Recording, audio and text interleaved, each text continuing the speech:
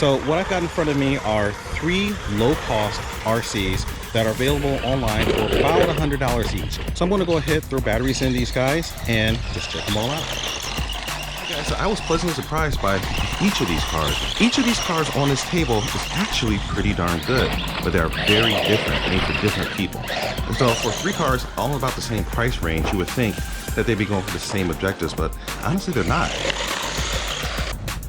So I'm doing a pretty good job bashing. This is crazy. I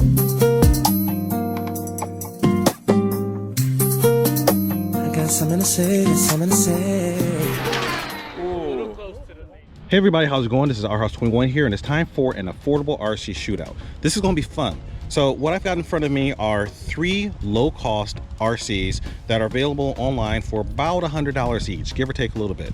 We've got this guy right here, which is sold under a couple of different model names. So one of them is 10-speed, but I'll go ahead and splice in all the appropriate information and include an Amazon link in the description below. But this is normally listed for about $130, but I got it on promotion for about $100. It's listed as a 10 scale car. It's kind of in between what I would call an actual 10 scale car. So it's a little bit smaller than what the Traxxas 10 scale cars are, but a little bit bigger just in footprint than like a 10 scale on road. So it's kind of in between, so I guess 10 scale is about fair. But then over here we've got this one from Bonzai RC, and this one is, let's just call it the Jubatus, because I don't know what the proper pronunciation is of this, but this is a 14th scale RC that actually looks a lot of fun. It's plastic construction, and they actually sent out a set of aluminum upgraded shocks to go along with it. So I went ahead and threw those on to see how that runs. And then over here we've got the WLToys 14th scale. You see this guy all over the place online. This is a different creature though, because this has a lot of aluminum parts. You got aluminum shock towers, aluminum chassis construction. So there's a lot of upgraded aluminum pieces in here. So the question is this upgraded aluminum going to actually be a benefit, or is it just going to add extra weight that's going to slow the vehicle down? So I'm going to go ahead, throw batteries in these guys, and just check them all out.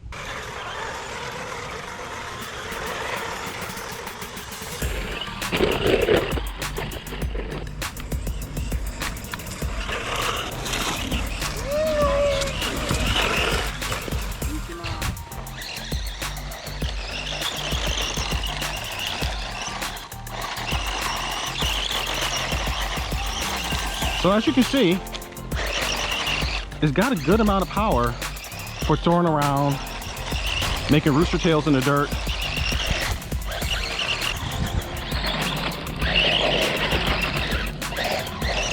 If you think about the fact that you're getting all this performance on 2 effectively AA size batteries, that's pretty cool. So I'm doing a pretty good job bashing.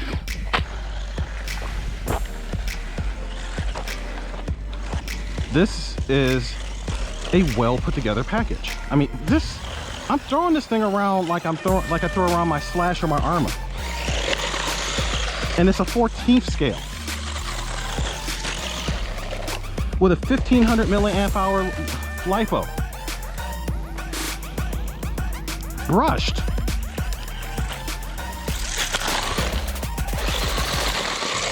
This is crazy. All right guys, so I was pleasantly surprised by each of these cars. So each of these cars on this table is actually pretty darn good, but they're very different, made for different people. So for 3 cars all about the same price range, you would think that they'd be going for the same objectives, but honestly they're not. Like for example, this guy right here, this guy was, when I initially assessed it, I graded it as maybe being toy grade plus, so maybe not quite fully hobby grade. But once I got it on the road, or I should say on the dirt course, and started thrashing it around, it was very stable, fun drive, had a lot of power, and an easy to drive car. And if you're going in places that have any kind of high terrain, like tall grass or that kind of thing, this thing just plowed right through it. So this was a pleasure to drive, a very pleasant surprise. This guy right here, gobs of power. The only letdown was the slow steering, and that in itself could actually be an advantage. And what I mean by that is if you're getting a car for someone who's never driven RC before, it takes a while to really develop your reflexes. And if the steering is too fast, sometimes the car can feel twitchy. So for someone who is a novice just getting into it, sometimes slow steering is actually a good thing. However, if you're more advanced and you want to have lightning quick responses and control, this might not be the car for you. However, this guy right here, this guy, oh my gosh, gobs and gobs and gobs of power, lightning quick steering servo, especially for a car of this price range. The only complaint about this one is that it's maybe a little bit too much car for a novice. So if you're looking for a good first RC, I think either of these would be pretty good. The car, you know, is actually very maneuverable, great handling, handles bumps and off-roads pretty well. So I gotta give this a thumbs up.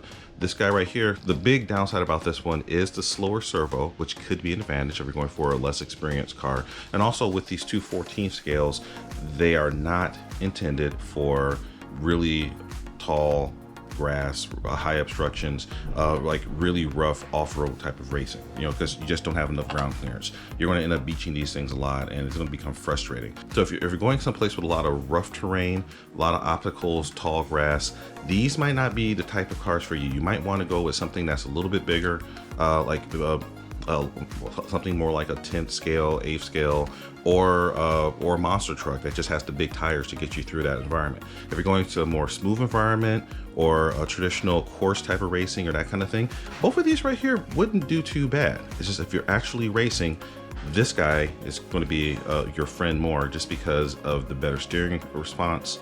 But if you're a less advanced person and you just need something with good power and a stable configuration, this right here will do you just fine. So like I said, all of these cars I think were great. I think they're good values. It's just they're actually for different people. So if you don't match the type of car to the type of driving that you're planning to do, you might have a bad experience. So just things to keep in mind.